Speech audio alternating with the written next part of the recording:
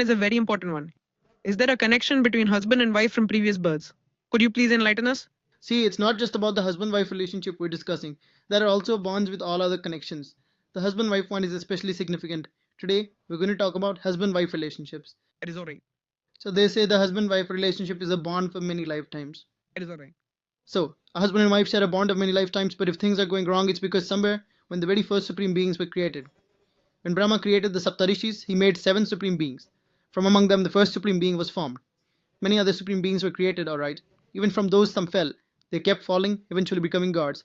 And from gods, humans were then created. Okay. So, with every man, there is an inherent original fundamental nature. Always, just as Shiva's nature is Shakti, the primal energy, the very essence of creation, so too does every man possess his own fundamental power. But when many souls are in the subtle realms to accomplish certain tasks for various purposes, many individuals employ numerous energies. Thus, the many powers of a single individual manifest on earth to carry out tasks. Then, after countless billions and trillions of years, where did those powers connect? So, now that it is the final age, the Kali Yuga has begun on earth. Those souls searching and seeking, many spiritual energies somehow connect with their male counterparts. That is why a king would have many queens. This was also his responsibility. Why did one king have so many queens? Man has extracted many powers. When the universe first began, he has been extracting them ever since. Many men extracted numerous powers to accomplish their tasks. That's why one man has many wives. But what about in the cycle of births? As generations passed, many different connections were formed. Many connections were made, too many connections.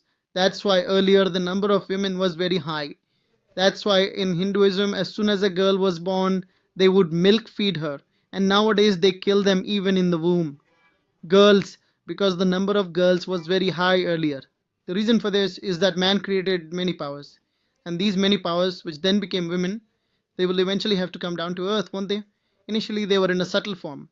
Now they will manifest in a gross form, won't they? They were in the subtle realm, so when they finally arrive on earth, they will surely search and search for the one from whom they were created, won't they? Now a man manifested many powers, and in the subtle realm, billions and trillions of years ago, after much searching, that man arrived on earth.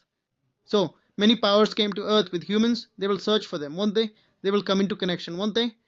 Over many births, as they took form in the human world, in human creation, relationships deteriorated. Someone connected in one life. In another life, they connected. In many connections, intentions arise between them, and love develops even through those intentions.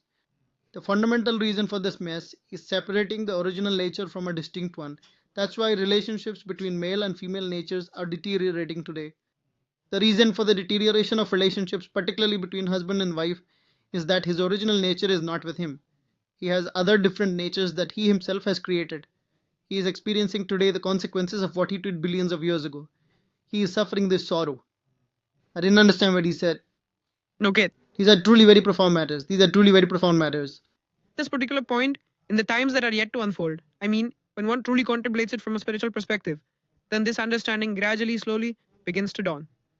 Because if you take a moment to observe, even within the tenets of the Islamic faith, the practice of multiple marriages, At least 4 marriages, but the Qazi he does so much bargaining. that's a separate matter altogether. But even within our Hinduism, just like King Dasharatha also had 4 queens, no, 3 queens, there were 3, so it was like that. King Janak had 10,000 queens. King Janak had 10,000 queens. Now, in many scriptures, it was also mentioned that the one who was present in that region was referred to as Janak.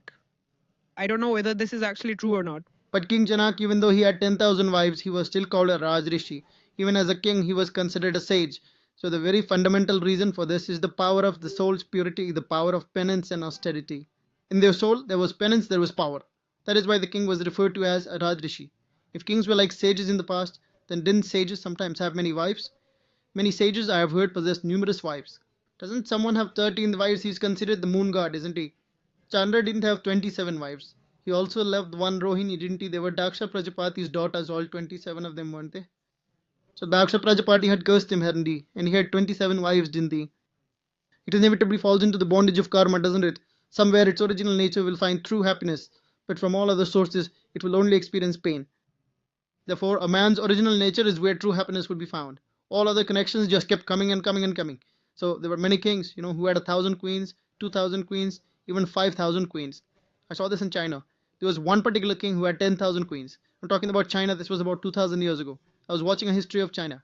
I had seen this many years ago in English. Many such kings have existed, 1,000 of them. And even among Hindus today, there were many great kings. Who could I possibly give as a better example than King Janak? King Dasharatha himself had 3 queens. So where did the idea of many queens come from? Many rishi wives. There used to be many rishi wives. Babuji, like a rishi himself, what was his name? I forget. I've read about many rishis, haven't I? Much literature, like Diti and Aditi were 2 wives. Along with them, many other wives. He had 13 wives. So the second and unparalleled gods were born. Prophets were born. All of that is just a story. No, it's not just a story. It actually happened in reality. But he practiced austerities like a true sage and royal sage. In that era, the stage of the soul was considered to be of a very high quality. Yes, it was the soul stage, wasn't it? The soul had power. Power in the soul. Meaning, the soul was not in Tamogan. At that time, Satogan itself was the soul. So, because of the truthful qualities within it, perhaps despite having many good queens, they were not told that. There's no physical sharing involved there. They don't have bodies. Even Krishna had a great many principal queens. Krishna had 16,108 queens. Read the Vishnu Purana. But Krishna manifested 16,108 forms. No one knows this. I was reading once, Narada mentioned it. Because Krishna was my very dear cherished God. I greatly admired Krishna. Character. Krishna's character was very noble. So once Narada and everyone observed, he would visit the queen's palaces. And wherever they looked, he would be there. In 1 second here, in 1 second there, taking a subtle form, he would manifest and observe, right? So, every moment, wherever he cast his gaze, he perceived Krishna's presence everywhere. Then he observed that Krishna had manifested 16,108 distinct forms, and having assumed these forms, he was with each of his wives, appearing in one of those 16,108 manifestations. And from these unions, 10 sons and a single daughter were born. And Krishna, at the venerable age of 120 years, departed from his physical body. And Krishna himself was indeed an avatar, an incarnation of the Almighty Authority. Ram was also an incarnation of the Almighty Authority, and Krishna's purpose was the transformation of creation. He was to bring about change by building a golden Dwarka, but it couldn't be achieved. This is unfortunate. Alright, Babuji, let's conclude this discussion right here on the idea that the relationship of a husband and wife is from their previous lives. And Babuji, that concept of 7 births, could you please shed some light on that as well? In our Hindu religion, you know what I mean? When a marriage is performed, 7 sacred bonds are tied. The priest blesses them, saying, "May your union last for 7 lifetimes, and may you stay safe." And when the newly married couple, the bride and groom, go to touch the feet of their elders, they are first blessed. May you stay together for 7 lives, be companions for 7 lives, remain partners for 7 lives. They used to give blessings of that kind in the past, but now that talk of 7 lifetimes is just not relevant anymore. Intense karmic bondage has now descended upon us, not just in this life, but karmic ties inevitably carry over into future births. Therefore, destroy all negative actions and become truly soul conscious. Once you are soul conscious, remember the Supreme Soul. Connect with the Almighty Authority. Connect the powerhouse connection. Connect the powerhouse connection. Power will come into the soul. When power comes into the soul, the body will be charged due to karma. The subtle body, the gross body, all negative karma will be destroyed. The soul will become light, and the state of being beyond karma will be achieved. Once the state of being beyond karma is achieved, you will one day ascend to a higher spiritual plane. Alright, Babuji, you gave a very good answer to this question. Thank you very much. Supreme peace.